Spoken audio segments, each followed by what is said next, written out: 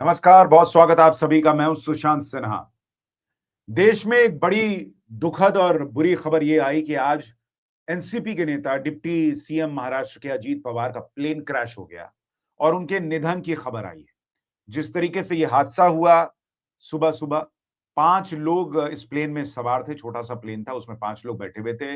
बारामती में लैंडिंग के लिए ये प्लेन जा रहा था और उसी दौरान कहा जा रहा है कि ये प्लेन क्रैश हुआ और जलकर खाक हो गया। लेकिन क्या ये प्लेन क्रैश है या इसके पीछे मतलब आप इसको सिर्फ हादसा कह सकते हैं या इसके पीछे कोई साजिश है? आज इस वीडियो में इसके बारे में बात करूंगा और ये साजिश वाला एंगल कहां से आ रहा है, क्या इसमें कोई सच्चाई है, ये आपको फैक्ट्स के साथ बताऊंगा। लेकिन पहले आप देखिए कि ये जो खबर है उसने पूरे देश को हिलाकर रख दिया। आप इस तस्वीर को देखिए, जिस तरीके से ये प्लेन के चीथड़े उड़ गए, उससे आप अंदाजा लगा सकते हैं कि जो प्लेन के अंदर 5 लोग बैठे हुए थे, उनकी क्या हालत हुई होगी। तो मैं आपको पहले प्लेन क्रैश का जो वीडियो आया है वो दिखाता हूं। ये तस्वीर देखिए। ये आपको जो वीडियो दिख रहा है, इसमें दुकान के पीछे आप देखिए धमाका होता हुआ दिख रहा है और उसमें आग का गुबार दिख रहा है। तो बहुत भयंकर विस्फोट हुआ और उस विस्फोट के बाद उस प्लेन में कोई भी नहीं बचा। आप एक और वीडियो देखिए, आपको पता चलेगा कि वहां पर जो हालत थी, ये देखिए। उस मौकाए वारदात को आप देखिए, प्लेन के चीथड़े उड़ गए और इसलिए कहा जा रहा है कि किसी का भी बचना नामुमकिन था और वही हुआ। कई लोगों ने देखा, प्रत्यक्षदर्शियों ने वो मदद भी करना चाहते थे, लेकिन वो मदद नहीं कर पाए क्योंकि इतनी भयंकर आग वहां लगी हुई थी। इंजन अलग गिरा हुआ है, सब अलग जगह पर चीजें गिरी हुई हैं। तो ये निकल कर सामने आया। कहा यह जा रहा है कि भाई ये प्लेन लैंड करने वाला था और उसके पहले ये हादसा हुआ। अब क्या इसमें कोई साजिश का एंगल है या नहीं, ये बताऊं उससे पहले जरा देखिए कि ये साजिश का एंगल आया कहां से। दरअसल जब सब दुखी थे, सब रो रहे थे, अजीत पवार के परिवार के लोग, उनके समर्थक, तभी ममता बनर्जी ने एक बयान दिया और उन्होंने ये साजिश वाला एंगल जो है उसके उसके तरफ शक की सुई जो है वो मोड़ दी। ममता बनर्जी ने क्या कहा, एक बार सुनिए इसको। Very much shocked and saddened to hear the message of Ajit Pawar, Deputy Chief Minister. He died today morning in a plane crash. I'm really shocked to see the news. There is no safety and security of the people of this country. Even the political leaders, I do not know what is the fate of the opposition political parties, but he was very much with the ruling party. But before few days ago, I came to know that from social network that somebody from other party, they gave a statement that Ajit Pawar is willing to leave the BJP. And now what happened today, I need proper investigation under the supervision of Supreme Court. Only we have the trust on Supreme Court, no other agency. All the agencies are being totally purchased. And really it's a great... अब आप सोचिए कि ऐसे वक्त में जब अभी यह हादसा हुआ है, अभी शुरुआती जांच भी नहीं हुई और ममता बनर्जी ने एक शक पैदा कर दिया कि मैंने सोशल मीडिया पे सुना कि अजीत पवार बीजेपी छोड़ने वाले थे और अब यह हादसा हो गया, तो सुप्रीम कोर्ट की निगरानी में जांच होनी चाहिए और इस देश के लोग सुरक्षित नहीं, ऑपोजिशन पार्टी सुरक्षित नहीं है। ये बोलते बोलते उनको याद आया कि अरे अजीत पवार तो साथ में थे। ये इन लोगों के लेवल की पॉलिटिक्स है बॉस, कि अभी एक आदमी का देहांत हुआ है, परिवार सदमे में है और इन्होंने शक की सुई जो है वो बीजेपी और नरेंद्र मोदी सरकार की तरफ मोड़ दी। क्या लोग हैं ये लोग। और मैं अभी आपको फैक्ट्स बताऊंगा कि अभी तक क्या निकल कर आया है, लेकिन इनका साथ देने में अखिलेश यादव भी पीछे नहीं रह चुके। इनको साथ देना है ममता बनर्जी का। सुनिए एक बार अखिलेश यादव क्या कह रहे हैं। क्रैश हुआ है उसकी जांच होनी चाहिए पूरे मामले की और सुप्रीम कोर्ट मॉनिटर होनी चाहिए जांच। साजिश भी बता रही है ममता बनर्जी। स्वाभाविक है क्योंकि बहुत बड़े नेता थे, डिप्टी सीएम कई बार रहे वो और महाराष्ट्र के बहुत लोकप्रिय नेता रहे। और अगर ऐसी घटना हो जाए और आज के समय पे जहां हम इतने जागरूक हैं, टेक्नोलॉजी को इतना समझते हैं चीजें, तो उन्होंने ठीक ही मांग की होगी क्योंकि वीआईपी के साथ इस तरह की घटना न हो। तो एक बार को ये बात तो साफ होनी चाहिए कि आखिरकार ये घटनाएं क्यों हुई। पूर्व में भी कई हमारे वीआईपी इसी तरह उनकी जान गई है। तो आखिरकार ऐसी जांच हो जिससे निष्पक्ष पता लगे कि आखिरकार घटना किस। चूंकि अब ममता बनर्जी ने कह दिया तो इनको साथ देना है, तो कह रहे हैं ठीक ही कहीं होंगी, जांच होनी चाहिए कि ऐसा क्यों हुआ वीआईपी के साथ। अरे वीआईपी के साथ क्या अलग से देख के प्लेन क्रैश होता है क्या? और वीआईपी के साथ नहीं होना चाहिए, सामान्य नागरिक के साथ इनके हिसाब से हो जाना चाहिए।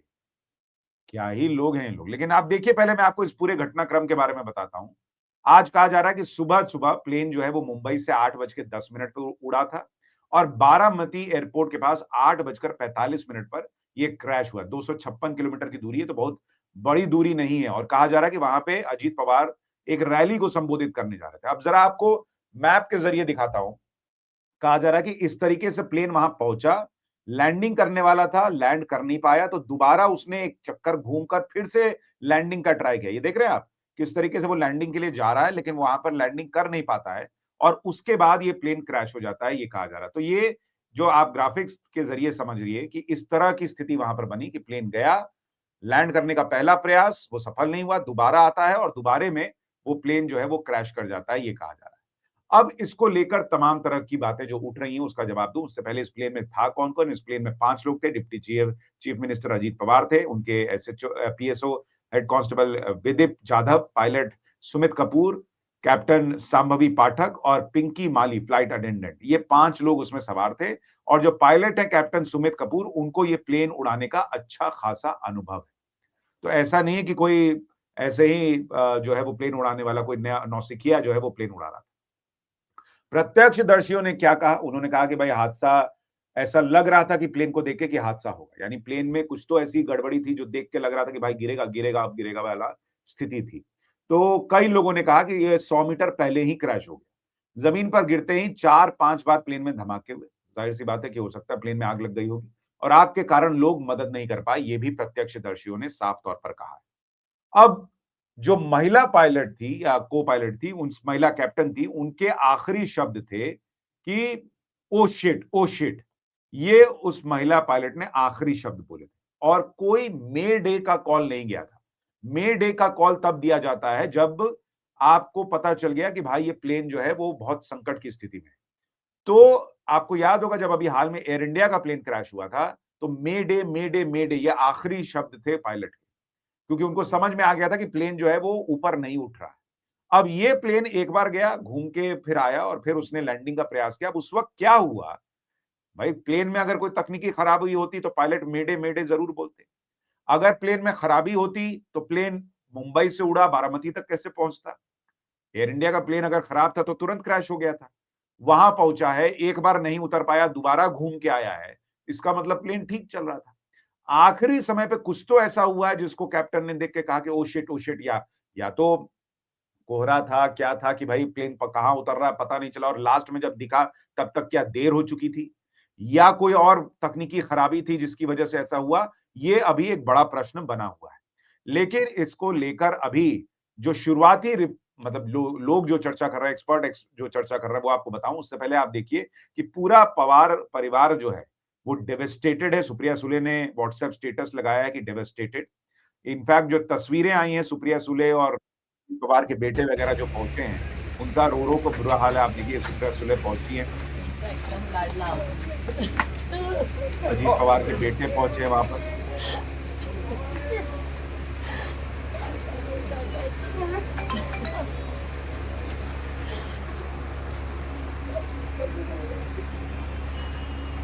तो इस वक्त सबका रो रो कर बुरा हाल है। पार्टी के लोगों का आप देखिए, वहां पर कई लोग जो हैं वो अगर बाइट भी देने आ रहे हैं तो उनकी आंखों में आंसू। और इसीलिए बड़े अफसोस की बात है कि ऐसे समय में जो है वो ममता बनर्जी ने साजिश का एंगल इसमें घुसा दिया। क्योंकि आप देखिए सारे लोग दुखी हैं। प्रधानमंत्री नरेंद्र मोदी ने ट्वीट किया कि Shri Ajit Pawar ji was a leader of the people having a strong grassroots level connect. He was widely respected as a hard working personality at the forefront of having the people of Maharashtra. उन्होंने संवेदना जताई परिवार के साथ। राहुल गांधी ने ट्वीट किया, उन्होंने कुछ ऐसा साजिश का एंगल नहीं डाला। उन्होंने लिखा कि महाराष्ट्र के उप मुख्यमंत्री श्री अजीत पवार जी और उनके सहयात्रियों के आज हवाई जहाज दुर्घटना में निधन का समाचार अत्यंत पीड़ादायक है। इस शोक के पल में महाराष्ट्र की जनता के साथ हूं। समस्त पवार परिवार और प्रियजनों को इस दुख की घड़ी में अपनी संवेदनाएं जो हैं वो व्यक्त करता हूं, ये राहुल गांधी ने लिखा। लेकिन अब जरा आपको विस्तार से बताता हूं ये प्लेन क्या था। ये प्लेन जो है ना, ये 2 पायलट वाला प्लेन होता है जिसका नाम है लियरजेट 45, मतलब छोटा प्लेन होता है और इसमें 2 पायलट और मैक्सिमम 9 पैसेंजर बैठ सकते हैं। ये 51,000 फीट की ऊंचाई पर लंबी और छोटी दूरी की उड़ान भरने में सक्षम होता है। 3700 किलोमीटर तक जा सकता है अगर पूरा फ्यूल जो है इसमें भरा हुआ है। और इसमें 4 स्क्रीन वाली electronic flight instrument system EFIS से एडवांस नेविगेशन और सेफ्टी फीचर्स इसमें इंस्टॉल्ड रहते हैं। तो ये आधुनिक प्लेन है जिसमें कि अजीत पवार ट्रैवल कर रहे थे। लेकिन अब प्लेन क्रैश होने की वजह क्या हो सकती है? जो रिपोर्ट्स है, मीडिया रिपोर्ट्स और जो एक्सपर्ट्स दावा कर रहे हैं या शुरुआती तौर पर कह रहे हैं, क्योंकि अभी तो किसी को कुछ पता नहीं, लेकिन कहा जा रहा है कि या तो हो सकता है कि कंट्रोल सिस्टम में कुछ खराबी आ गई हो, या फिर प्लेन के इंजन में कुछ खराबी आ गई हो लास्ट मिनट पर। तभी हो सकता है कि कैप्टन ने कहा हो कि ओ शिट। तो एक संभावना ये जताई जा रही है। दूसरी बात कही जा रही है कि भाई तेज हवा, कोहरा, कम विजिबिलिटी, अचानक हवा की दिशा बदलने से भी, चूंकि प्लेन छोटा है तो लैंडिंग जो है वो मुश्किल हो जाती है, प्लेन की दिशा भटक जाती है। और 2008 में ये जो प्लेन था आपका लियरजेट 45 जिसमें अजीत पवार बैठे हुए थे, ऐसा ही एक प्लेन मेक्सिको सिटी में क्रैश हुआ था, क्योंकि एक बड़े बोइंग 767 से बने वेक टर्बुलेंस यानी हवा की लहरों के कारण वो क्रैश कर गया था। बड़ा प्लेन गुजरा तो वहां से हवा की लहरें बनी, उसकी वजह से वो अपना नियंत्रण खो गया, पायलट जेट को नियंत्रित नहीं कर पाया और 16 लोग मारे गए थे। अगर बारामती के इलाके में कोई एयर टर्बुलेंस था तो ये भी हादसे की एक वजह हो सकता है। अभी ये शुरुआती तौर पर है, बाकी ब्लैक बॉक्स जब वो उससे जानकारी मिलेगी तब पता चलेगा कि क्या हुआ।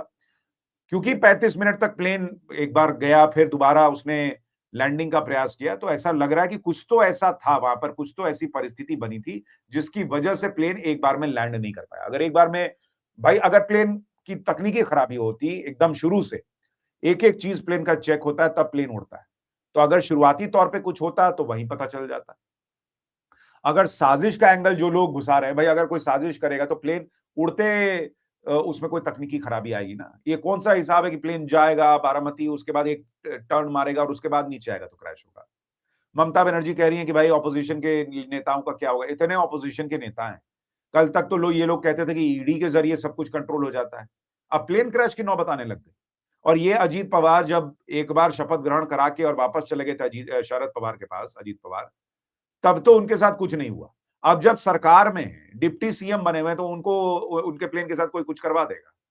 मतलब आप सोचिए इन लोगों की पॉलिटिक्स का लेवल कितना नीचे गिर चुका है कि मतलब कोई आदमी अभी मरा है, उसका देहांत हुआ है, परिवार सदमे में है, लोग सदमे में है, समर्थक सदमे में है, और दिमाग में जहर डाल दिया कि जांच होनी चाहिए कि क्या हुआ। अरे जांच तो ऑलरेडी होगी, कोई छोड़ थोड़ी देगा कि जांच नहीं होगी। लेकिन उसमें यह कहना कि सुप्रीम कोर्ट से जांच कराइए, हर एजेंसी बिक गई है, हमको भरोसा नहीं है, अजीत पवार तो बीजेपी छोड़ने वाले थे।